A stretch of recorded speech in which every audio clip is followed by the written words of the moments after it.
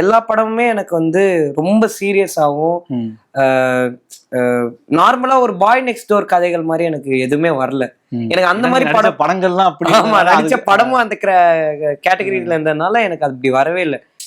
நான் என்னோட ஐடியாவே என்னவா இருந்துச்சுன்னா, நம்ம வந்து முதல்ல ஒரு கதை எழுதுவோம், எழுதிட்டு நமக்கு நல்ல ஜாலியா ஜென்ரலா பசங்க கூட இருக்கிற மாதிரி நல்ல ஜாலியா ஒரு கதை எழுதிட்டு அந்த கதையை ஏதோ ஒரு டைரக்டர்கிட்ட கொடுத்து அவங்கள டைரக்ட் பண்ண சொல்லி நம்ம நடிப்போன்றதுதான் எனக்கு இனிஷியலி இருந்த இன்ட்ரெஸ்ட்.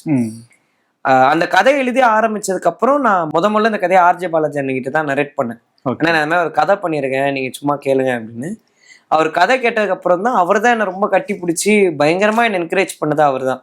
இந்த படம் நீ தான் டைரக்ட் பண்ணணும்னு சொன்னதே அவர் தான். அவர் வந்து இது வேற யாராலையும் டைரக்ட் பண்ண முடியாது, ஏன்னா இது உன் மைண்ட்ல இருக்கு, இது இந்த படமே வந்து ஃப்ரெண்ட்ஸா சேர்ந்து நாங்க எங்க லைஃப்குள்ள இருக்கிறதெல்லாம் கொலாபரேட் பண்ணி எழுதின ஒரு கதை தான். ஸோ நீங்க பார்த்து வளர்ந்த கதையை நீங்க தான் எடுக்க முடியும், அது வேற யாரும் எடுக்க முடியாது. நீங்க தான் நீ தாண்டா இதை பண்ணணுன்ற மாதிரி அவர் தான் என்ன ஃபர்ஸ்ட் என்கரேஜ் பண்ணாரு.